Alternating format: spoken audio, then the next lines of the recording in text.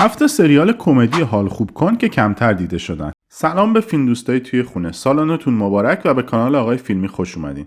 تو این ویدیو قراره یه لیست از بهترین سریال های کمدی حال خوب کن رو با هم ببینیم. سریال هایی که با کاراکترهای بانمک و موقعیت های بامزه و بعضی وقتا هم با یه کوچولو احساس حال و هوای آدمو عوض میکنن. سریال هایی که لازم نیست مغزتو فشار بدی یا درگیر رمز و رازهاش بشی. فقط لم بده و بخند و حالشو ببر. خب بریم ببینیم کدوم سریالا میتونن دوستای جدید حال خوب کنمون بشن.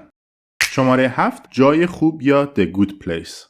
این سریال با یه ایده جالب شروع میشه. یه تصویر فانتزی و طنز از دنیای بعد از مرگ. یه دنیای عجیب و بامزه با بی‌نهایت بستنی و کلی همسایه‌های مهربون و بدون هیچ نگرانی. فقط یه مشکل وجود داره. شخصیت‌های اصلی داستان همون اول متوجه میشن که جاشون اینجا نیست و اشتباهی به جای خوب فرستاده شدن. این سریال یه کمدی فانتزیه که داستان یه زن به اسم النور رو دنبال میکنه که بعد از مرگش وارد نسخه‌ای از بهشت میشه. ولی خیلی زود میفهمه که قرار نبوده اونجا باشه. حالا باید یاد بگیره چطور آدم خوبی باشه قبل از اینکه کسی متوجه این اشتباه بشه. جای خوب نه تنها خنده‌دار و خلاقانه است، بلکه پر از سوالات فلسفی و بامزه و موقعیت‌هایی که هم ذهنتو درگیر میکنه هم دلتو گرم. ترکیب دیالوگ‌های طنز، بازی‌های دوست داشتنی به خصوص تد دنسون و کریستیان بل دو نقش اصلی سریال و پیچ و تاب‌های غیرمنتظره مخصوصاً پیچش آخر فصل اول سریال باعث میشه از هر قسمتش لذت ببری و یه خاطره خوب رو برات میسازه. شماره 6 بروکلین 99. یه سریال پلیسی کمدی که هم خیلی خنده‌داره و هم دلگرم کننده و حال خوب کن. بروکلین 99 داستان گروهی از کارآگاه‌های یکی از اداره‌های پلیس نیویورک که همزمان با حل پرونده‌ها با کلی دردسر شخصی و موقعیت‌های بامزه روبرو میشن. شخصیت اصلی سریال جیک پرولتا با بازی اندی سامبرگ یک کارآگاه باهوشه که هیچ وقت جدی بودن رو یاد نگرفته. تضاد جیک با کاپیتان جدید این اداره یعنی کاپیتان هولت که یه آدم اتو کشیده و مقرراتیه و عشق و علاقه جیک به امی سانتیاگو یه داستان فوق‌العاده رو میسازه. در کنار اون شخصیت‌هایی مثل بویل خلوچل، روزادیاز مرموز و تری و جینا یه ترکیب عالی هستن از طنز و رفاقت. با اینکه موضوع سریال درباره پرونده‌های پلیسیه ولی اونقدر شوخی‌ها و روابط بین کاراکترها بامزه است که اصلا حس بدی ایجاد نمی‌کنه. یه جورایی انگار داری زندگی روزمره یه گروه از دوستای صمیمی رو می‌بینی فقط با یونیفرم پلیس. شماره 5 اسکرابز. یه سریال جذاب از خالق سریال تد لاسو که داستان یه دکتر جوان و خیال پرداز به اسم جیدی رو دنبال میکنه که تازه کارش رو توی بیمارستان آموزشی شروع کرده. تو این بیمارستان با کلی شخصیت‌های عجیب و بانمک آشنا میشیم. کریس تورک بهترین دوست جیدی که یه جراح شوخه، الیوت یه دکتر خوب ولی با کلی استرس و اضطراب، دکتر کاکس استاد بداخلاق که پشت ستاره حلبیش قلبی از طلا داره و البته سرایدار معروف بیمارستان که فقط دنبال گیر دادن به جیدیه. با اینکه اسکرابز یه سریال کمدی اما پر از لحظه‌های عمیقه. این سریال بهت نشون میده که چطوری میشه تو شرایط سخت هم امید داشت و حتی وقتی همه چی به هم ریخته است یه شوخی کوچیک یا یه رفیق با معرفت میتونه حالت رو بهتر کنه. اسکرابز هم میخندونه، هم یاد میده و هم دلت رو گرم میکنه. شماره 4 خانواده امروزی یا مادرن فامیلی.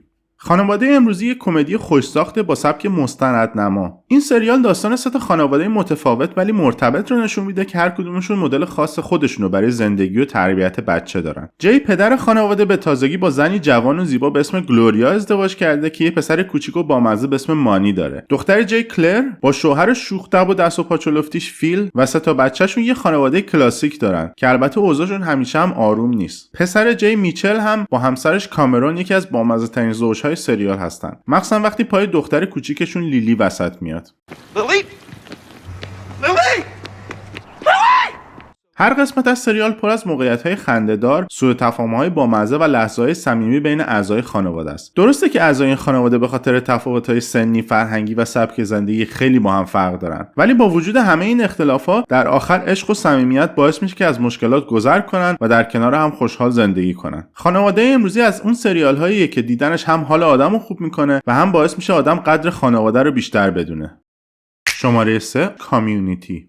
کامیونیتی یه سریال خاص و خلاقانه است از دن هارمن، سازنده سریال ریکن مورتی. داستان سریال درباره یه وکیل خودشیفته به اسم جف وینگره که چون مدرک تحصیلیش رو جعل کرده و گیر افتاده مجبور میشه بره توی کالج عمومی درس بخونه. اونجا هم برای اینکه مخ یه دختر رو بزنه یه گروه مطالعه درست میکنه که کم کم تبدیل میشه به یه جمع بامزه از دوستی‌ها و روابط عجیب و جالب. اعضای این گروه شامل بریتای همیشه معترض، عابد خوره فیلم و سریال، تروی ساده‌دل، شرلی مادر مهربون، آنی پرخون و جدی، و البته پیرس پیرمرد که همیشه یه چیزی برای گفتن داره. هر قسمت از سریال انگار با یه سبک جدید ساخته شده. یه بار تبدیل میشه به یه فیلم زامبی، یه بار مثل جنگ ستارگان میشه و یه بار هم وسط بازی پینتبال گیر میافتیم. کامیونیتی فقط یه سریال کمدی نیست، یه ادای احترام به دنیای فیلم و سریال هاست که با شوخیای تند و شخصیتایی که ازشون دل نمیتونی بکنی، یه ترجمه متفاوت و پر انرژی رو میسازه که واقعا حالت رو خوب میکنه.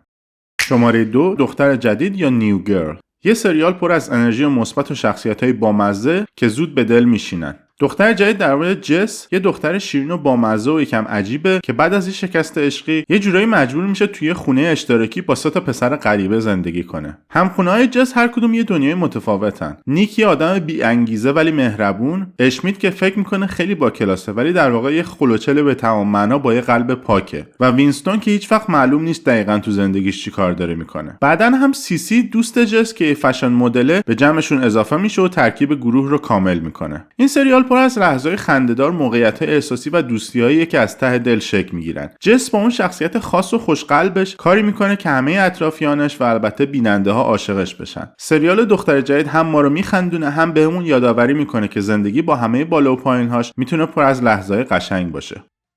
شماره 1، تد لاسو. چی میشه اگه این مربی درجه چندم فوتبال آمریکایی که هیچی هم از فوتبال سر در نمیاره رو بیارن تا یکی از تیم‌های لیگ برتر انگلیس رو هدایت کنه؟ تد لاسو دقیقاً همین داستانه. یه مربی که هیچی از فوتبال نمیدونه ولی با قلب بزرگش، لبخند همیشگیش و باورش به اعضای تیمش وارد دنیایی میشه که همه انتظار شکستش رو دارن. اما چیزی که تد لاسو رو از بقیه سریال‌ها جدا میکنه داستان آدم‌هاییه که با گذشتهشون درگیرن، اعتماد به نفسشون رو از دست دادن یا به دنبال راهی برای رشد هستن. از روی کنت خشن و بامزه گرفته تا ربکا مدیر تیم که خودش یه دنیا قصه است. همه شخصیت‌ها به مرور رشد میکنن و رابطه‌هاشون واقعی‌تر و تاثیرگذارتر میشه. این سریال پر از امید و لبخند و شوخی‌های ریز و هوشمندانه است که آدمو تو روزهای سخت به زندگی برمیگردونه. تد لاسو بهت یاد میده که حتی وسط باخت‌ها و دردها هنوز هم میشه مهربون بود و گاهی همین مهربونی باعث برنده شدنت میشه. تد لاسو انقدر معروف شد که سال پیش تو جام ملت‌های اروپا طرفدارای تیم گرجستان که تیمشون شگفتی بازی‌ها شده بود از شعار باور این سریال برای تشویق تیمشون استفاده می‌کردن.